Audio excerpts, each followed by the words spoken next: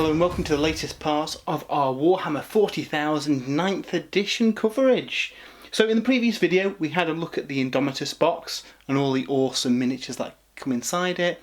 We had a quick flick through the rulebook, but in this video I wanted to give a kind of deep dive and review into the rules, see what's changed in the new edition with some examples so you guys can picture the new rules.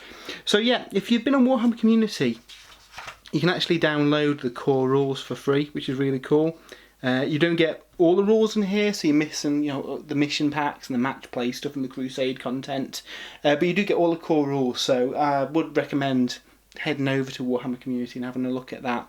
It will definitely give you a good insight into getting started in the 9th edition of the game.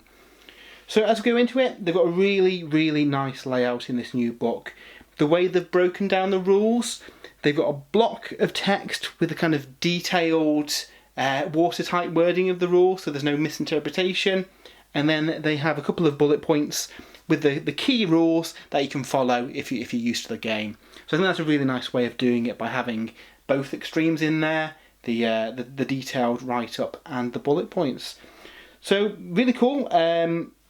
Obviously some of this is going to be very basic and obvious for those who've played games before, but a lot of people might be coming into the game with this box set, so they do spell out what an army is, what units are, what keywords are, all the cool stuff that interacts within the game. One of the new things that we do get though is a slight change to unit coherency. So previously, as long as you were within range of another model, everything was fine. This has changed a little bit in the new edition of the game. So if your unit has 6 or more models in it, in order to be within coherency, you've got to be within 2 inches horizontally or 5 inches vertically of 2 other models from your own unit. So no longer can you have a big string of troops across the board. It's not going to work anymore, because that unit's not in coherency, and you can't move a unit if it's not in coherency, and you're going to lose models at the end of the turn.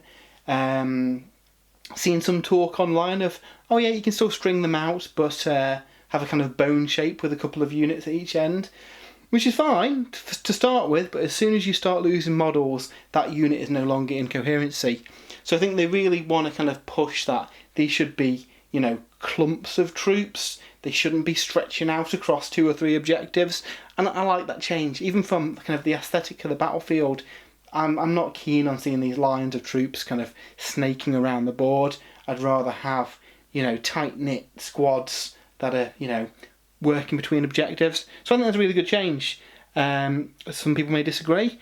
Also, there's an argument, if you take some minimum strength unit, so, 5 men, that doesn't apply to them. It's just your standard 2-inch coherency to one model. So every model now has an engagement range. That's not a massive change, more so the terminology. What they do point out though is 5 inches vertically is also within engagement range. So if you have got an enemy squad that's a floor above you, technically you could be in combat with them. So that's something to bear in mind with the new edition. A lot of this hasn't really changed in this section, so we'll skip through that to the new bit. One thing they have clarified is how modifiers work though. So if you've got a unit, for example, that their weapon causes them to be double strength, and they've got a buff on them that gives them +1 strength, it clarifies the order those go in. So first of all you do division, then multiplication, then addition, then subtraction. So in that example, a strength 4 marine with a power fist or something that gives them ×2 strength, you'd first double that to get it to the 8, and then you'd add the +1 for your bonus strength. It's no longer the case where you'd add the +1 to your base strength and then double that. So I think a couple of armies may see a little bit of a change in that. And I'm really happy that it's all spelled out, so it makes it straightforward for the players, which is good. Rerolls again, as before, you apply. You do rerolls before modifiers, and you can't reroll more than once. And again, it clarifies what an unmodified dice is. Again, spells everything else nice and clear, which is really good.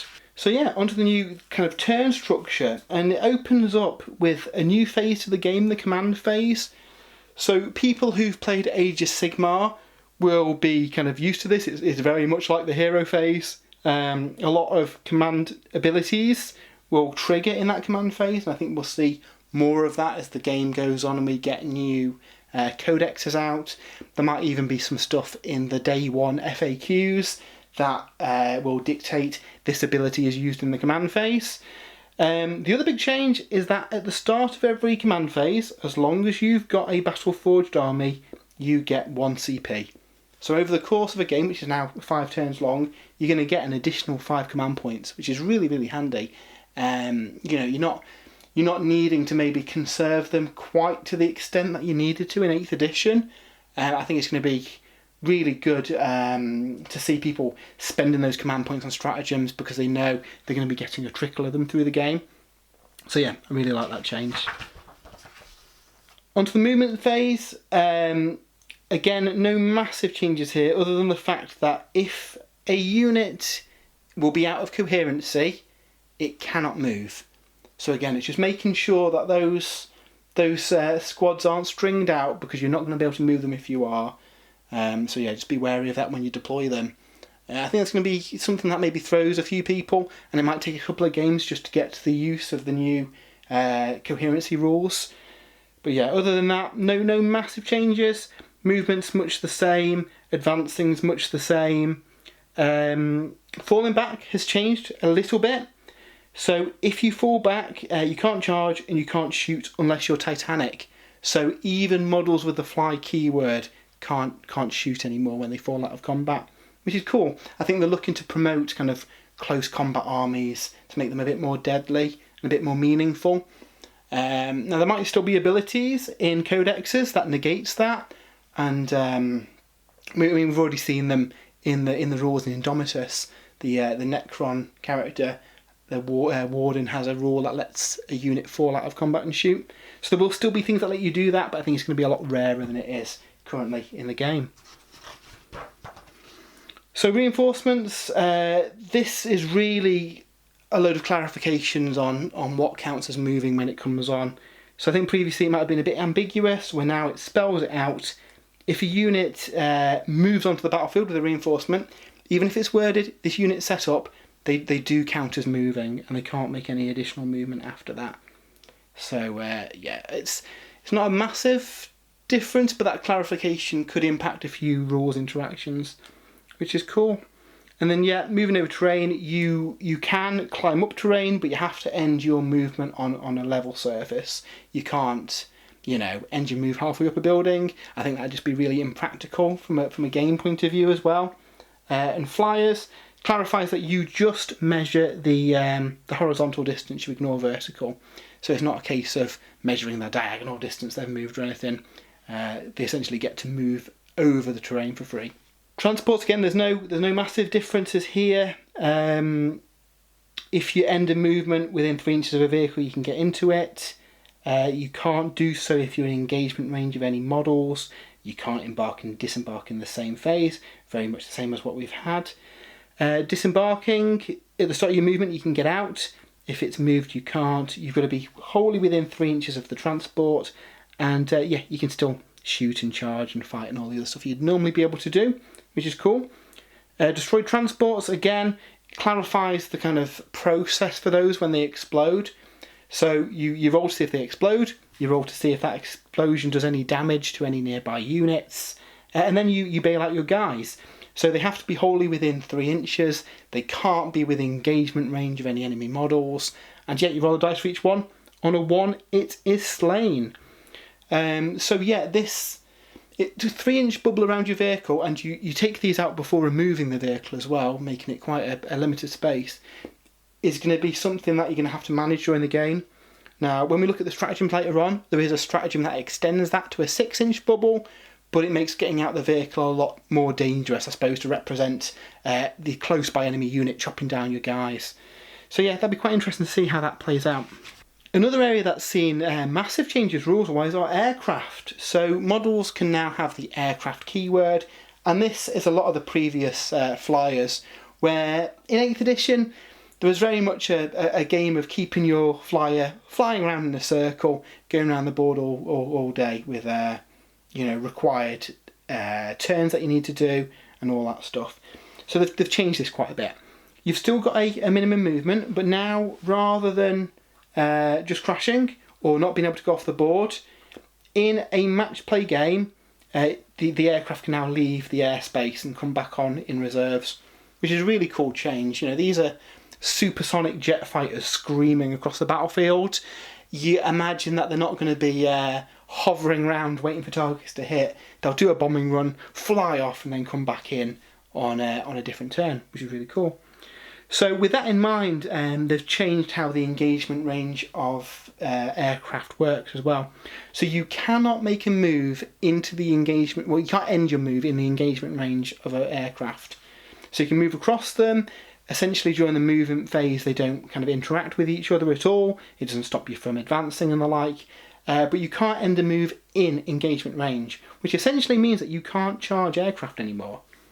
Now, whether there's going to be a bit of a clarification on this, because later on it implies that things with the fly keyword can heroically intervene into an aircraft, and it's also a little bit unclear whether aircraft can move into engagement range with an enemy model.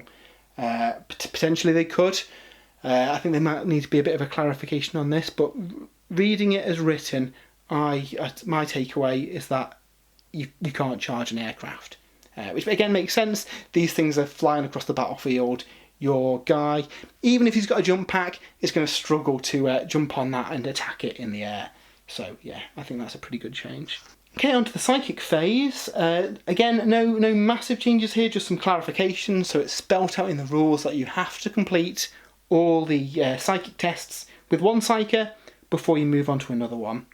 So I think previously in the last edition it was a little ambiguous, and you could potentially jump from model to model to try and chain off this combo of spells. That's not the case anymore. Smite, again, is the same as the FAQ'd one, so it goes off base on a 5+, and each time you try and cast Smite, it increases by 1. Other than that, same stuff that we've seen before. Deny the Witch works the same, Perils of the Warp works the same. If your guy explodes from a Perils, he still does loads of damage to people that are nearby. And again, shooting phase, there's no massive changes here. It clarifies, line of sight and being able to see them. Your own unit still doesn't block line of sight, but enemy units will do. And yeah, so it goes into that. You still can't shoot in combat, for example. However, there's a few things that they've changed which does alter that a little bit. So heavy weapons now are only -1 to hit if it's an infantry model who's moving with them. So your vehicles, they're not going to be impacted by that anymore, which is really good. It means that your Lehman Russes and the like can now start moving across the battlefield, doing the kind of things you'd expect to see from a tank, rather than just being sat in your deployment zone, essentially as a stationary gun turret. So I really, really like that change. They've also changed the wording of pistols a little bit. I think previously in the last edition it was worded you could fire all your non-pistol weapons or all your pistol weapons. Now it just states that they can't be shot alongside any other type of weapon. So minor change in the wording, but I think it's more clear that way, that essentially you fire all your weapons or you fire your pistol. One of the biggest changes to the game is big guns never tire though.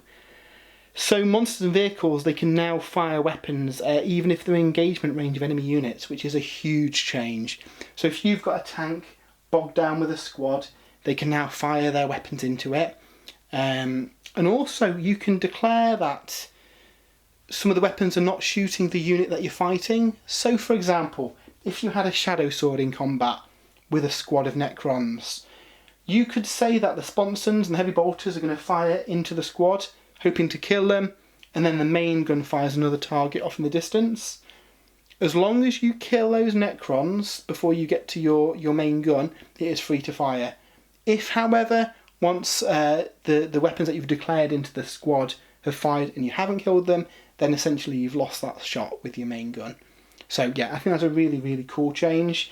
It will encourage people to take more, flamer sponsons on things to thin out any units that have charged you. And it means that you can still use those powerful weapons even if you've been pinned down in combat, which is really cool. Similar to this, we've got the blast weapon rule. So those random shot weapons, If they're firing at a squad with 6 or more models, now do a minimum of 3 attacks. And if they're firing at a squad of 11 or models, they're now doing 6 attacks. Clarifies that those blast weapons can't be used in engagement range. So your battle cannon, if you are in combat with a squad, it's going to have to try and shoot at another squad, and you're going to have to hope that you thin out the unit that you're fighting. Which again makes sense, because the shell's going to, it's not a good idea to fire your battle cannon at point blank range at the floor in front of your tank track. So yeah, that's really cool. And look how has also changed quite a bit as well. So previously, as long as there was a model closer to the firing unit, you couldn't shoot a character. This has changed a little bit now. If the character is within 3 inches of either a monster, a vehicle, or a squad of 3 or more models, you can't shoot them, which is really cool. So obviously, some units have got sniper rules that'll let them bypass that, but on the whole, yeah, we're going to see little kind of bodyguard retinues with characters, which looks really cool on the battlefield. And it also means if you can take out that bodyguard unit with another squad, that frees up another of your squads to perhaps shoot the character. So yeah, really like that change. I think the character targeting rules were a little bit frustrating in the previous edition, and this is going to be a massive benefit to the game. I really, really like this. So yeah, the way we make attacks and wound rolls is all very much the same. There's a clarification on hit modifiers though. They can only ever be a maximum of +1 or -1. So this is really good. If anyone's played some of those armies that can stack those multiple minuses to hit, in the previous edition you could get to the point where you physically cannot shoot that unit, which from a gameplay perspective is a little bit frustrating. It didn't make for a great play experience. And I think with this edition of the game, they've really tried to address the things that made games perhaps less fun than they could be. So yeah, you basically work out the chain of pluses and minuses, and it can be a maximum of 1 either way. So that's really good. And that makes it having a point to having a +2 modifier as well, because that will counteract a -1 modifier from your opponent. So yeah, I like this change. I hope we see something similar in Sigmar as well. So yeah, the way saves work are the same as well. There's clarifications on mortal wounds, that you can't make saves against them, and mortal wounds still tick over to other units in the squad, other models in the unit, much in the same way that wounds roll over in Age of Sigmar. Standard wounds still work as they always have in 40k, so any excess normal wounds are lost. So I know some people were a bit concerned with the Sigmar wound allocation rolls. That's not the case, it's just mortal wounds that tick over that same way. And there's also a bit of a clarification on abilities that ignore wounds as well. You can only ever use one such rule, so that's all baked into the core rules now. If you've got multiple ignore wound abilities, you just pick the best one. The charge phase has also seen a couple of changes. So previously you could declare charges against multiple units, but it didn't matter if you didn't actually reach them with the charge. In the new edition, you have to be able to get into engagement range with every squad that you've charged. So yeah, that's a big change. It's going to mean that you're going to have to be sure if you can do those multi-charges, and perhaps you might play it safe and just try and get one of the units. So yeah, that's pretty good. Heroic interventions have also been spelled out and streamlined a little bit. Previously there was a bit of ambiguity about being able to target characters that have heroically intervened. Now if somebody heroically intervenes into you, it is spelled out that you can target them. They can also intervene 5 inches vertically as well, so we can get some really cool cinematic moments where a character standing up on an upper level of a building jumps down into combat with another unit. So I think that's really cool. Also baked into the main rules is something that we've seen in the previous FAQs to the last edition of the game. Flyers, when they're charging, they can move over enemy models, but they treat buildings like any other model. So they've got to have enough movement to get up and down the building and into combat. They can't just ignore it with their flyer rule. So I know that was something that was changed in the previous edition of the game, and it's stuck around here. Another thing that's changed quite a bit is Overwatch. So you no longer get a base Overwatch rule on all your units when they get charged. Instead, it's going to be a special rule that will apply to certain units and certain armies. So the Tau, for example, I believe in the FAQ they can Overwatch as they normally would. We might see some units where they're allowed to Overwatch. Outside of that, Overwatch has now become a stratagem. So you're going to have to weigh up when on your turn you call this Overwatch. It's not a guaranteed thing anymore, and obviously it comes at a command point cost as well. So I think that's going to make it really interesting on deciding when you actually fire Overwatch. Where previously there was no point not doing it. You just keep firing it until somebody makes it into combat with you. Making it really hard for those assault armies to kind of close the distance and get into the fight with you. So I really like this change. It encourages some clever play, and there's some good interactions with the terrain rules that we're going to see later as well. So the fight phase as well, it's seen some major tweaks. I mean, across the whole book, there's not been massive sweeping changes. It's just refinements and little tweaks here or there. So people don't need to worry about the whole game being completely different. In the fight phase, the main change is that after all your charging units have fought, your opponent gets to pick a unit to fight with first. So previously, you'd fight with all your chargers, then you'd pick a unit to fight with. So, a lot of the time, the enemy wouldn't get a chance to swing back. Where now, if you have got some squads already in combat and all your charges have gone, your opponent gets to pick which unit gets to fight first. So, gives them a bit more of a fighting chance. Also clarified the pile-in moves. You have to move closer to the closest enemy model. So if you are already in base contact, you can't pile in and you can't lap round because you can't physically get any closer. So you're going to have to make sure that you keep a small gap away from people that you're charging, so that if you want to lap round when you pile in, you can move closer to the enemy model. So yeah, it's I'm glad that stuff like this has been spelt out, and it's really easy to follow with the bullet points. I know a lot of people from the Warhammer community previews were a bit concerned that some of the rules seemed a bit long-winded. With the bullet points across every rule, it makes things really, really easy to follow. And yeah, there's been a bit of a tweak to what models can fight as well. So if you're within half an inch of another model from a unit that is within half an inch of an enemy unit, they can fight. So that means that anyone with a kind of an inch base or bigger, which is pretty much all the base in the game, the most kind of ranks of combat you're going to get is 2. The unit in combat and then the unit within half an inch of them.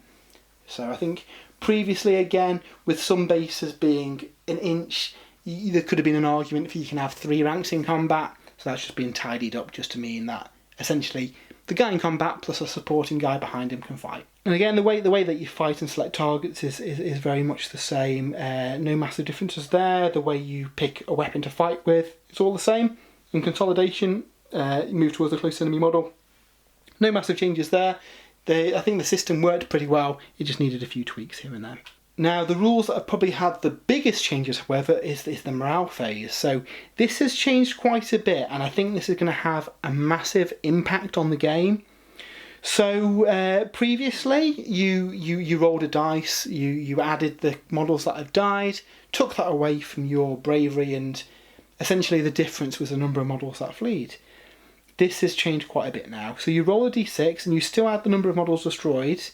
An unmodified 1 is always a success. So regardless however many people run away, there's always a 1 in 6 chance that you're going to pass, which is really good, if you're feeling lucky. Where it has changed though, if that result exceeds your leadership, 1 model flees and then you need to start taking combat attrition tests for the rest of the squad. So the way that works, you take a d6 for each remaining model in the unit. For each 1 that you roll, an additional model flees. If the squad is below half strength, you add 1 to those results. You subtract 1 for the results. So for each 1 and 2, a model runs away. So that's really cool. With it being a subtract 1 as well, there might be some rules that interact with the bravery as well. So there could be some really nasty units that have a stacking modifier on combat attrition, which means, that's going to be really nasty in close combat. And then what you do is you check which models are out of coherency, and 1 by 1 you will remove models until it is back in coherency.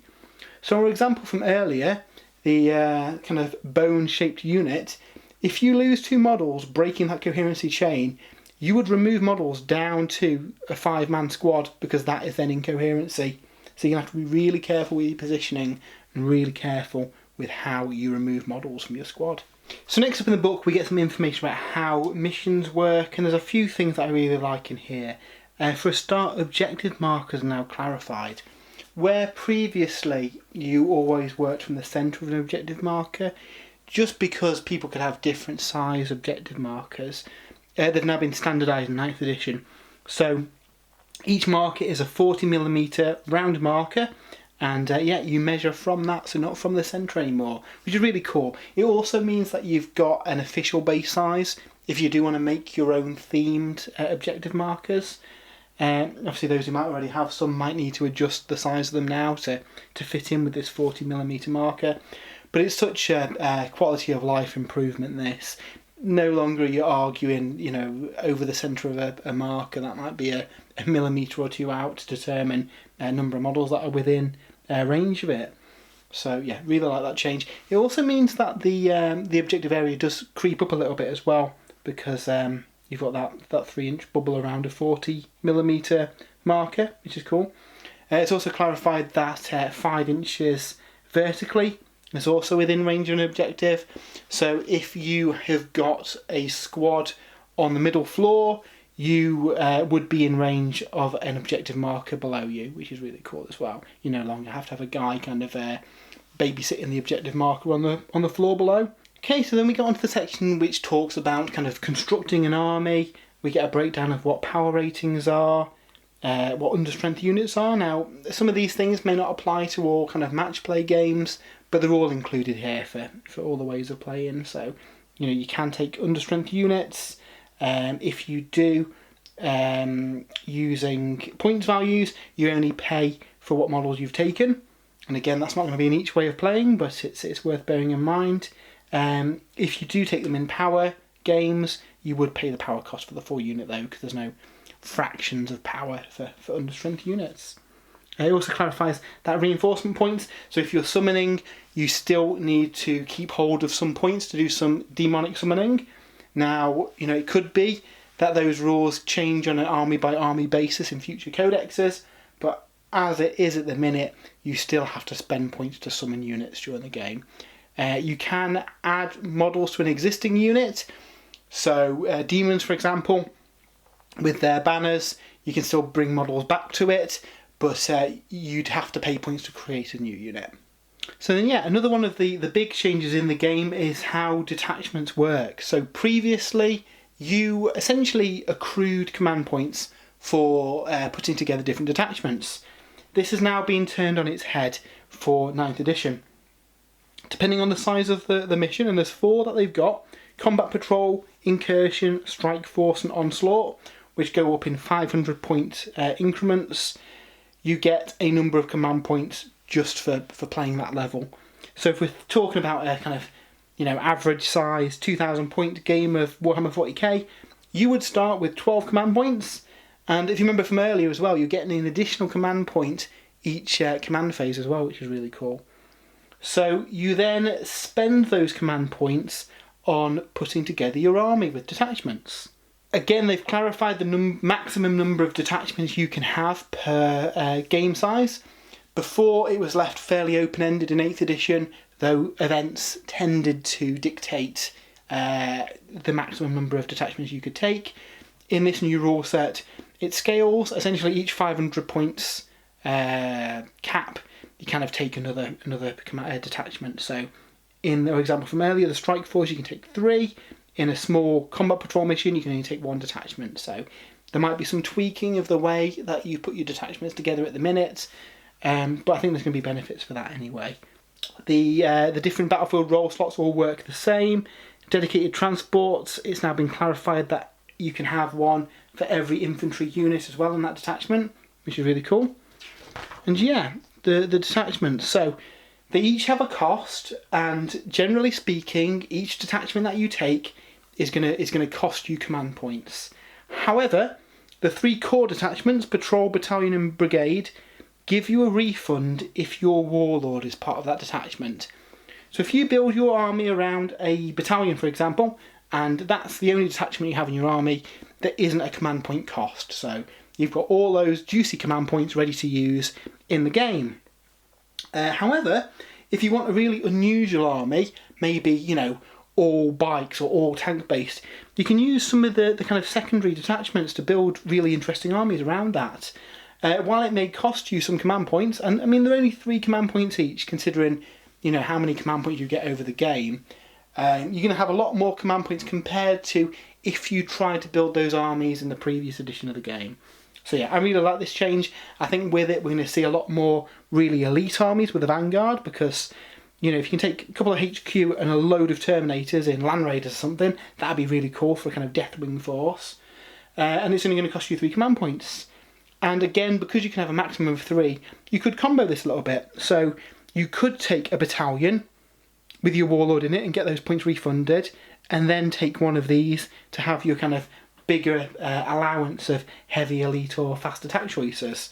So, it gives you quite a lot of freedom to build the army that you want to build, rather than feeling you have to take certain units in order to generate command points, which is a really nice change, and I think it's a benefit to the game. And yeah, we'll see a lot of varied armies now, which is really cool. We get a couple of new ones as well. So Supreme Command Detachment. It can only include a Primarch, Demon Primarch, or Supreme Commander. That unit has to be your Warlord. It doesn't cost you any command points, and it gives you one of these 3 detachments for free. So essentially, if you're taking a Primarch, you take this, he has to be a Warlord, and then yeah, you can have any of these for free, which is really good. It encourages you to use those characters as your leader as well, so you're not cheesing out by having another character as your Warlord in order to get some cool trait or relic. You can still do that with command points in a lot of the books, but yeah, from a narrative point of view, your awesome Primarch is your leader, and he gets his nice little retinue for free as a benefit, which is cool. Super Heavy detachments are quite expensive. So you take Super Heavies that aren't Titanic, it is 3 command points for 3 to 5, or 6 command points for 3 to 6 Titanic ones. Knights have got a bit of a rule in their FAQ where they get a refund for that, to represent the fact that that's really the only detachment they can take, and that's how they operate.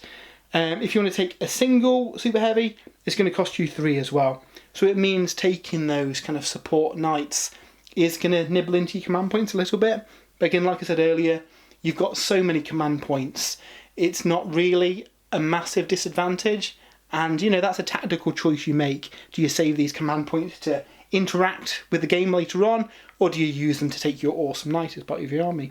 You also get the fortification network. So this contains 1 to 3 fortifications, and we've seen a few of these on Warhammer Community, like the Hammerfall drop turret for the Space Marines and the new Necron obelisk things. And I've got a feeling this is something that we're going to see for most armies going forward. So they've got a base cost of 1 command point. However, if that faction matches your Warlord's faction, you get plus 1 command point, so essentially you get it free.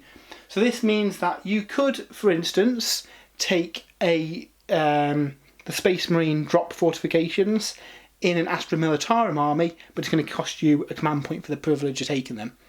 I imagine these are still going to have points values and stuff, so you're still going to have to fit in your army list. It just means that there's a command point cost for taking one that isn't part of your core army. And then for any kind of rogue units that don't maybe fit into your other structure, you can take any slot for 2 command points. It doesn't seem very cost effective. I'd probably try and take a bigger detachment if you can, but sometimes you might just not be able to fit in enough squads and you've got enough points left over for just this one more heavy choice that you really need in your army. You can spend 2 command points and get it put in there. So we've seen quite a few new stratagems in the new edition as well. So in addition to the core ones that were in the previous edition, we've got a few new ones. So command reroll still exists, but it's a little bit different now. So where previously you could reroll any dice result with that 1 command point, now you are limited to a list of certain rolls you can do. If you've played Sisters of Battle, it's a very similar kind of list. So you can modify hit rolls, wound rolls, damage rolls, saving throws, advance, charge, psychic tests, deny the witch, or the number of attacks made by a weapon. So you can't, for example, re-roll Celestine coming back to life, or for example the Necron unit out of Indomitus, where on a 1 destroyer dies, you can't re-roll that anymore as well. So make some of those kind of random unit specific effects a bit more risky because you can't re-roll them. So yeah, I quite like that. Another new one that we've got is cut them down. So this is to dissuade people from falling out of combat. So if you've got a big blob of troops and they're in combat with another unit and they want to fall back, you can use this stratagem. Every model in the unit you're trying to run away from rolls a dice. Each 6 causes a mortal wound to the fleeing unit. So obviously it's going to work better with, say, a big squad of orcs are going to roll an awful lot of dice and cause a load of mortal wounds. Probably less worth it on a small squad.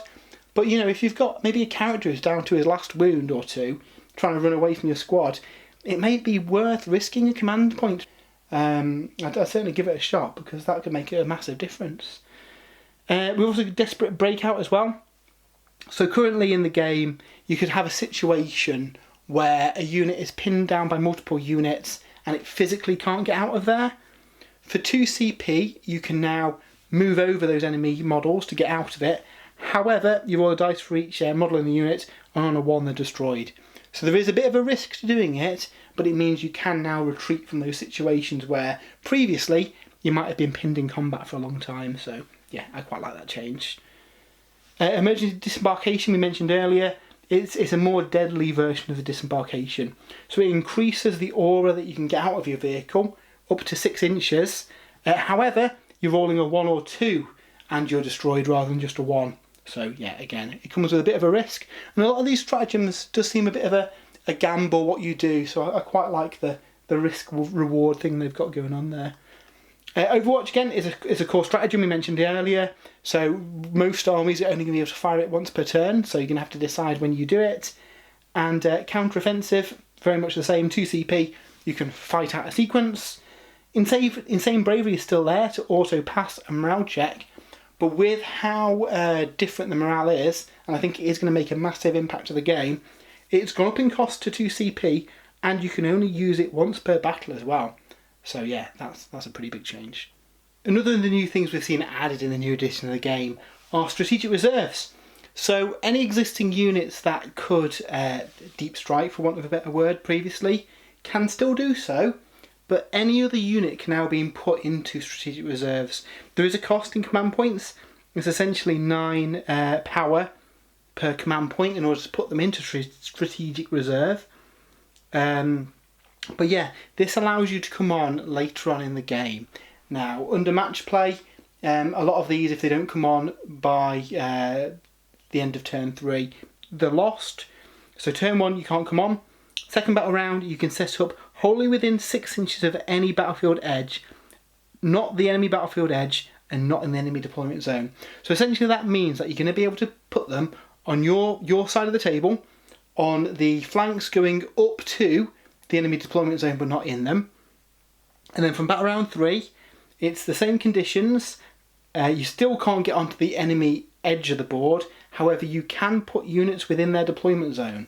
So yeah, that can be a massive threat for a unit popping up in the 3rd battle round and causing a load of trouble for anyone trying to maybe sit on an objective. And I think there's going to be quite a lot of tactics and a bit of a game of chicken involved in what units you put in reserve and when you bring them on. And yeah, I think it's going to add some really good interaction to the game. Really looking forward to seeing how this plays out. Aircraft, as we mentioned earlier, if they leave the board, they just go back into strategic reserves and they can come on again. So yeah, really happy with how that works. Big change for the game, and I think it's going to be for the benefit of the game as well. A lot of armies that maybe weren't quite as mobile now have a bit of an advantage here in that they can bring those units on. So really cool. Another new mechanic are actions. So these are very much based around achieving secondary objectives, but you know, there could be supplemental rules that they add where the things that interact. So you know, maybe they'll release a scenery piece where doing an action will let you interact with it. And essentially what an action is, you forego your normal actions in order to perform this. So you can't be in engagement range, and you can't move, advance, fall back, manifest a psychic power, shoot, charge. Basically can't do anything. They're sat there for the turn, and if they do, and they're still alive by the time the action ends, and a lot of the actions it will specify when it ends, they'll be able to complete it. So in the secondary objectives, there's some where you're raising flags, for example, or defiling a statue, or generating teleport homers. All these things have the same kind of rules listed here, where essentially you sacrifice a unit for the turn in order to achieve that goal. So this will be a way that you generate a lot of your victory points during match play games. So I think that's a really cool addition, because it gives you multiple things to think about. Your unit of guardsmen, who maybe isn't going to bring a great deal to the fight, could be a really good unit to have doing objectives. So yeah, I think it's going to be really cool. Similar to these, we've got psychic actions as well. These are performed in the psychic phase. You do them instead of casting one of your psychic powers, and they can still be denied. They still cause perils of the warp if they don't go off properly, and you can still deny them. So yeah, really like them, really cool. I think this is something we're going to see expanded in supplements and codexes as well, so looking forward to seeing what they do with this. So yeah, another thing that's been massively expanded in this edition is the terrain, and I know this has caused a little bit of grumbling online, but the actual written rules were a lot clearer than some of the previews that we saw. So essentially terrain is broken down into different categories, and then they have different effects stacked on top of that, and you can have multiple of as well. So the ones I've got listed down here. So hills, they're considered to be part of the battlefield rather than a terrain feature. You use normal movement rolls. You use normal kind of line of sight rules. You cannot attack a hill. It's worth pointing out. So essentially it's just clarifying that it is a vantage point that gives you better line of sight. That is what it does. You don't get any bonuses for standing on it perhaps. Yeah, it clarifies that is what a hill is. An obstacle on the other hand, you can move over, so as long as you've got enough movement to climb over them you can. You use the normal rules for line of sight, so if an obstacle is in the way of something, you cannot see that thing. You can't attack them, and infantry, beasts and swarms get the benefit of cover while they're within 3 inches, unless you can draw line of sight to all parts of the models. So if something is within 3 inches of a crate, but it's out in the open, you can shoot them. If something is hiding just behind a crate and you can't see all of the model, it gets cover. So it's a really clear clarification that if you can see them all, fine. If not, you get the cover. So nothing too unusual there, but it's just spelled out so that any rules interactions will work with it properly. Area terrain will cover an area. It's got a footprint. Essentially, you get the benefit of that cover while you're within that footprint. Again, clarifies you use the normal movement rules, and you get the benefit of cover while you're in it. Only infantry, beasts and swarms do, however. So your tanks aren't going to get the benefit of cover, because a tank rumbling through a forest is probably a pretty big target. And then finally, with buildings. Now, I believe these are probably going to refer to the kind of fortifications that we've seen on Warhammer Community. So they're considered to be units rather than terrain features. Models cannot move across them, so you can't stand people on the top of your kind of drop turret that's come down. And yeah, normal rules for line of sight. And you can attack enemy buildings as well. So presumably they're going to have profiles and wounds and a toughness, which is really good because it means you can take out those defensive turrets and stuff that come down during the game, which is really ace. So stacked on top of those different types of terrain are terrain traits. Now, a piece of scenery can have multiple or none of these. I think it's up to the opponents to decide what traits each piece of scenery has at the start of the game. Now, whether in the General's Handbook, chapter approved when it comes out alongside this, whether they have a chart that you roll on, or kind of expected bundles of traits that go on each scenery piece maybe. But yeah, essentially each of these add some additional rules that interact with that piece. So for example, defensible terrain, Infantry on it can choose to whether they hold steady or set to defend. If they hold steady, they can overwatch on a 5+, which is really cool. Or they can set to defend, meaning they can't overwatch, but they add +1 to hit in the fight phase. Now, considering overwatch is a stratagem now, you may well want your guys to affix bayonets and get ready for the charge, so I quite like that one. Defence line is for stuff like the Wall of Martyrs and any other kind of defensible sections. In order to get around any kind of rules awkwardness of trying to get into base contact with the guy in the trench, if you're within an inch of the terrain feature, you're in combat with them, and you can fight if you're within 2 inches of the enemy. So yeah, essentially it lets you charge the piece of scenery and you're in combat with the squad that's inside that piece of scenery. I think that's a much neater way of doing it, rather than having to have your guys run up onto the edge of the trench and be in base contact there. You just count as being in combat as long as you're within 2 inches of the enemy. And a lot of those pieces, there is plenty of space there in order to get within 2 inches. And again, presumably, you guys behind within ½ inch of you can also fight, which is cool. Breachable means that infantry, beasts and swarms can move through it. So this represents them being able to get through holes in the walls and windows and air vents and stuff. It means that your kind of ruins, your squad will be able to just move through unhindered, where your vehicles are going to have to go round them. So that is going to make your infantry squads a lot more survivable, because they can duck and weave through all this scenery to get to where they want to go, which is cool. Difficult ground, subtract 2 when making normal moves, advances or charge. So similar to what we've seen in previous editions of the game, this is difficult ground that's hard to go across. If you fly, you're immune to it. Otherwise, everyone just gets -2 movement. There's no halving movement or quartering movement that we've seen in previous editions. Dense cover. If the scenery piece is at least 3 inches tall, you subtract 1 to hit when you're trying to shoot a target inside it.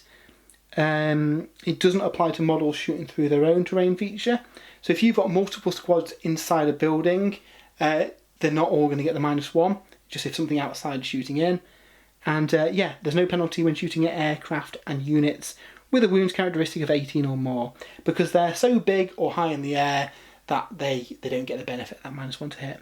Unstable positions, another one. Units cannot be set on top of it, so this can be used to make sure that you've not got units going where they shouldn't be going, especially in a tournament setting. Some pieces of terrain, it may be difficult to balance models on, so you just say it's unstable, so you cannot set them up and you cannot move on to it. So I think that's a good clarification they've got. An exposed position as well, so you don't get the benefit of cover while being on top of it. So previously in the game, if you were standing on top of a crate, you would get the benefit of cover for some reason. Where now, if you give a piece of terrain that exposed position keyword, yeah, you don't, because they're sat in the open. They might be in a crate, but it's not giving you any kind of defensive benefit from that. And then obscuring is the one that we've seen. So if a building is 5 inches tall, you can't see through them. A unit inside it can see and still be seen, because your opponent's drawn to you guys moving inside this building. But it means if you're on the other side of this structure, you can't be seen unless, again, you're an aircraft or a model with a wounds characteristic of 18 or more. So again, I quite like that rule. It's going to be a case of picking up a few games until you decide what kind of traits work well on different pieces of scenery. But yeah, I quite like that. So light cover is similar to the dense cover rules. +1 to save and roll against ranged weapons. It does not affect invulnerable saving throws, however. So yeah, this I suppose is your traditional. I suppose it's similar to how cover worked in the last edition, where it's just +1 save. So that's your standard kind of cover. And then in contrast to that, you've got heavy cover, where you get +1 to your saving throw against melee weapons as well. So, a bunker, for example, could have both of these rules, where you get the benefit of light and heavy cover. And again, you kind of decide this on a unit-by-unit basis. And then we've got scalable. Infantry, beasts, swarms and flyers can set up or end a move on top of it, and they can move through the floor, ceilings and gantry. So you no longer need to find the ladder and climb up it, you can just move up and down. And again, it's limited to just those unit types as well. So So yeah, really cool.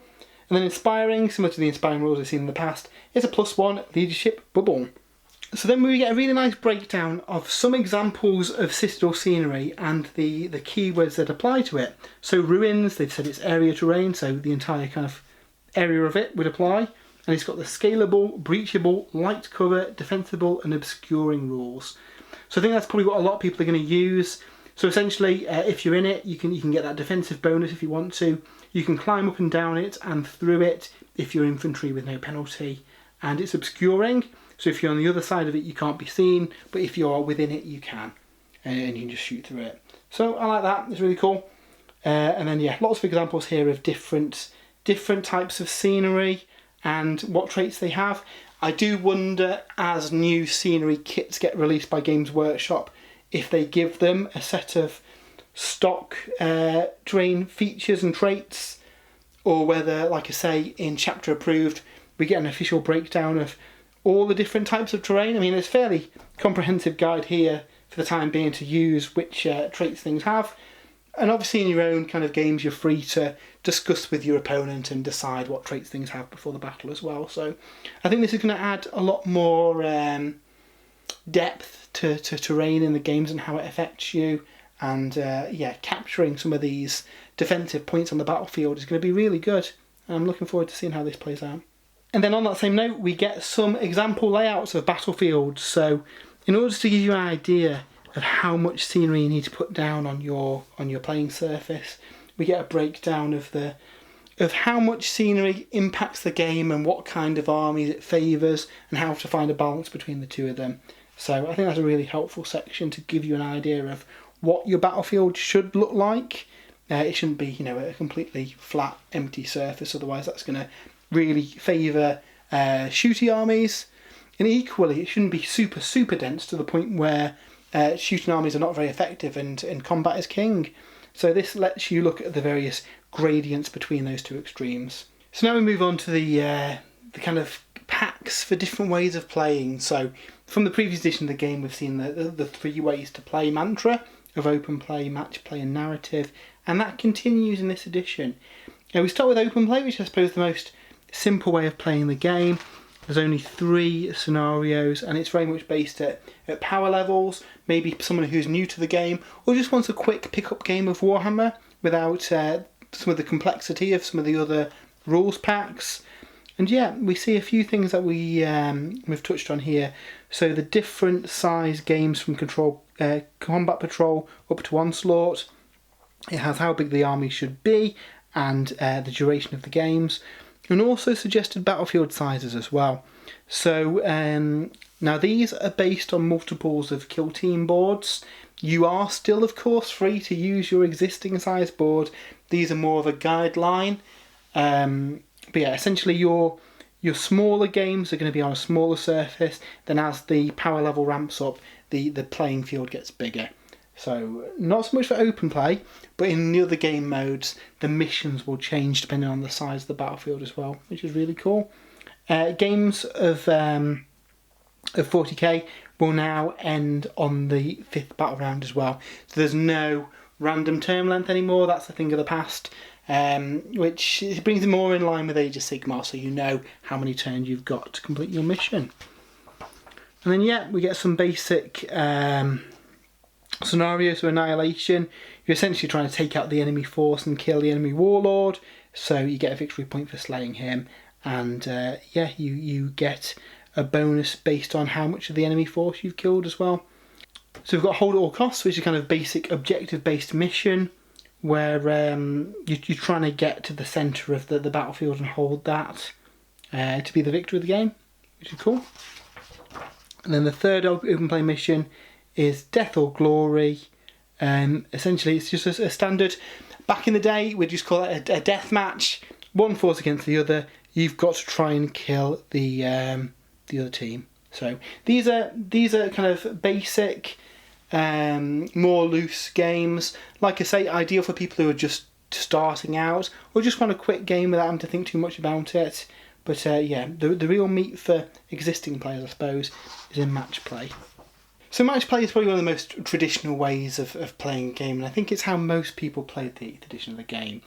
Now, that's probably going to be much the same in 9th edition, though there's definitely some contenders in the Crusade content for narrative. And the way they've built the game is that all the missions are match player in mission packs. So in this book you get the base Eternal War mission packs, but they can release different mission packs with alternate missions and even alternate rules, which is really interesting. Alongside this box, they are releasing Chapter Approved, which contains the Grand Tournament 2020 mission pack, which presumably will contain missions designed for that Grand Tournament and any of the rules that they'll be using at the GW events as well. So it means that you can practice and play through that tight tournament rule set, which is really cool. And it also means that for campaigns they can bring out a mission pack that is tied specifically to that. Stuff such as the rule of 3, that you can't take any more than 3 units, are built into the mission pack itself. So for example, you could have a mission pack where you can only take vehicles, or you can't take any vehicles. They can put quite a few alternate rules into these, which will spice up missions a lot, which is really cool. So again, we get the breakdown of how many points and command points you get for each size of army. And like I said earlier, there are different missions for each size of battlefield as well, which is really cool. It means they can finely tune these scenarios to the size of the battle and the number of combatants, which is a really cool way of doing it. Again, we get the same minimum battlefield sizes. I believe a lot of events will be using those minimums, but yeah, on a 6x4 standard board, if you desperately needed to play at those minimums, you could easily tape out the playing surface. I think for most games I'll just use them in the 6x4. If GW do release some mats maybe for this edition, that'd be really cool. But yeah, we'll see what happens there. And then yeah, go through the structure of doing it, determining the mission, going through the mission briefing and placing objectives. You then create the battlefield after you have placed objectives. So I guess that means you've not got stuff in the way of objective markers. If there's any, I don't know, army specific terrain, maybe that will go down then. We're not sure on the rules of those yet. At that point you then determine what your secondary objectives are. So you get 3 secondary objectives, each of them chosen from a different assortment of secondary objectives, which we'll look at in a minute. You can get a maximum of 15 victory points for each of those secondaries that you can achieve, which gives you quite a hefty quota of points that you can get from the secondaries, in addition to the 45 that you can get from the primary objective. Once you've selected those secretly, you then reveal them to your opponent. So you know what each of them are trying to do, but you don't know what they are at the point of actually picking the objectives. So I think that's really good, because some of those objectives you may choose differently if you knew what your opponent was doing.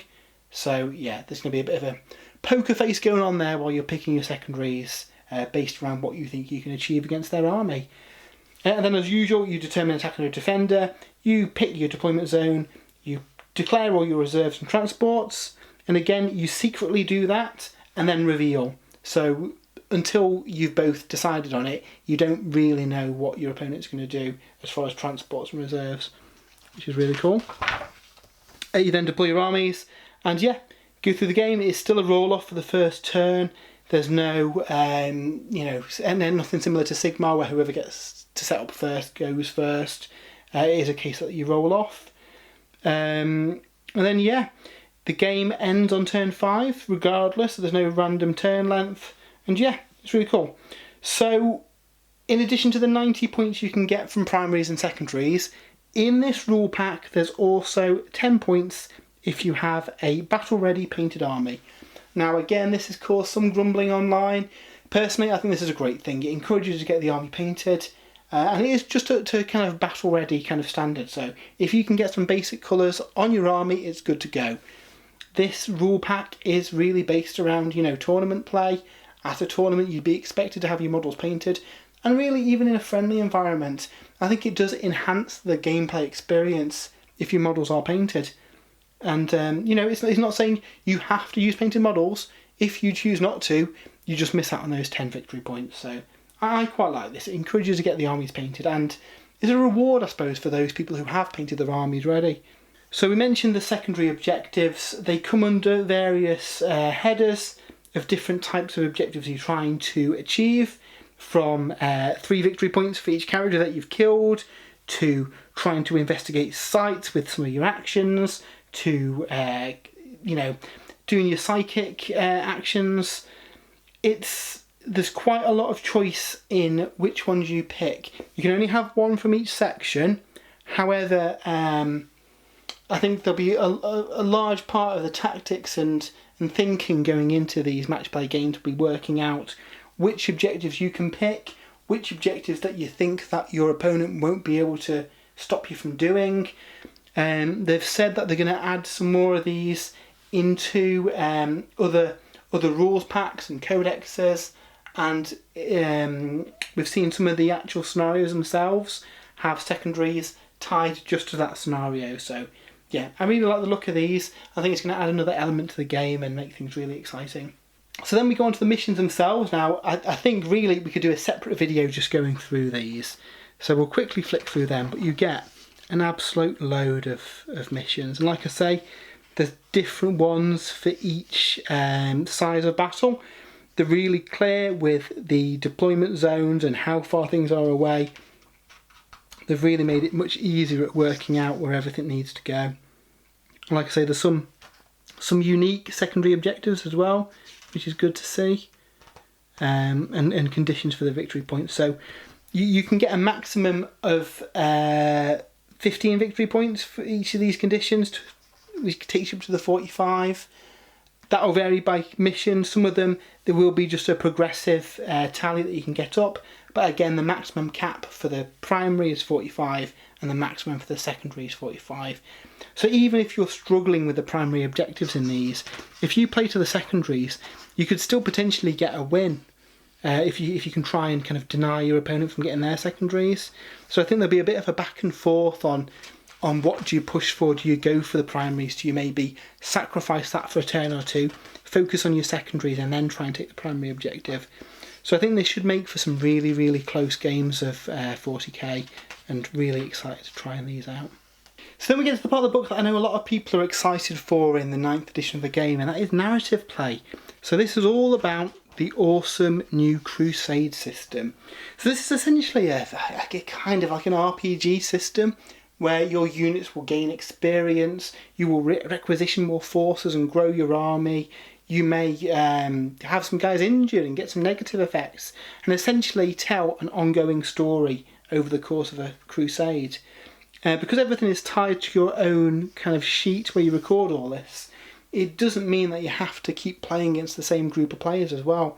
You could have a random one-off game against someone at your gaming club and still record it as part of your crusade force. And there's some interesting balancing mechanics where, obviously, if your army's picked up a few more perks and relics and stuff, it's going to be stronger than another army.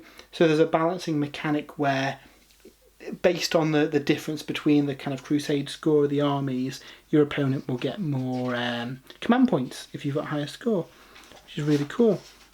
So I think this is something we're going to see a lot of people doing in this edition. I know we're all very excited, and we're planning on doing a bit of a crusade video series because I think it'd be really fun to play through. The Games Workshop are also releasing a kind of crusade book where you can record all the stats of your units and see all their victories. I believe it is also going to be part of the functionality of the Warhammer 40,000 app, but at the time of recording this video we haven't seen the app yet. But I do believe that there is going to be something that you can do on there and record all your victories. I quite like the appeal of having a book where you can flick through and see all the victories and the deeds done by your army. But yeah, essentially each unit is going to have its own crusade kind of card where you record the experience they've got, the models they've killed, all the various bonuses they've picked up over the course of the battle. And then by achieving various objectives during the games, your units also get experience. So very similar to Blood Bowl, if you've played that, you get experience for taking part in the battle, you get experience for killing units, and you can pick a MVP unit to give some experience to as well. So, and then in addition to those, there's also some secondaries that you can do that give you additional experience as well. So it's all about getting these characters kind of like geared up and giving them experience that you can spend on a few different abilities, which is really cool. I think this is something we're going to see expanded massively as well. I think this is going to be taken up really well by the community as an alternate to match play. And yeah, I quite like the appeal that this adds a bit of narrative and story to your forces. So essentially you start with a 50 power army, and then as you play your games you gather requisition points. So you can use these to buy things, you can use them to increase the number of troops you can have in your army. You can only ever have a maximum of 5, but you're going to spend them to get stuff done. So relics, warlord traits, upgrades, all sorts of cool stuff you can get with them. So for one, you can increase your supply limit by 5 power. That essentially adds another 5 power to your army. So if you can get these up, you can start adding more forces in. If you've got a 100 power pool and your opponent's only got a 50 power pool, that doesn't mean that you're going to have a game and you outnumber them 2-1. You instead will pick your army out of your overall pool of units, which means you can also cycle which units are getting experience and see in the battlefield. Obviously your advantage is that you've got a wider pool of models to pick from. So yeah, it's a nice way of doing it. You can change out weapon loadouts, you can change out which psychic powers you've got, you can give a character a warlord trait, you can use some of the stratagems where you can have a better version of a unit by using command points. You can just give them that as a rule for a requisition point, and you can give them relics as well. So quite a lot of things that you can do with them. I believe they did say that they're going to expand on all the stuff you can do with this in codex supplements and in further books coming out down the line. So yeah, excited to see that. As you gain experience, your units can gain a number of battle honours, battle traits, upgrades, all kind of cool stuff. So for example, if you have a look at this, one of the character ones is Deadly Charge, add one to the attacks characteristic. And again, you log all this on your character sheet as you're going along. So yeah, I think it's going to be really fun. Different weapon enhancements you can get to gear up your weapons, different psychic abilities to your psychers. So there's quite a lot of stuff, and then relics as well. You can give them quite a lot of stuff that you can do with these victory points. And as they're adding more army-specific ones in the codexes, I think we're going to see some really fun narrative stories where you can track the life of a character who's gone from a raw recruit into a leader of a massive army. It doesn't always go so well for everyone on the battlefield though. If a unit is destroyed, at the end of the game you make an out of action test. So if you played games like Necromunda or Blood Bowl, you're used to this kind of thing. You roll a d6 and on a 1 something bad has happened. You can choose either they lose d6 experience points and don't gain any experience from this battle, or they take a battle scar. And essentially you've got some charts that you can roll on which have some negative effects.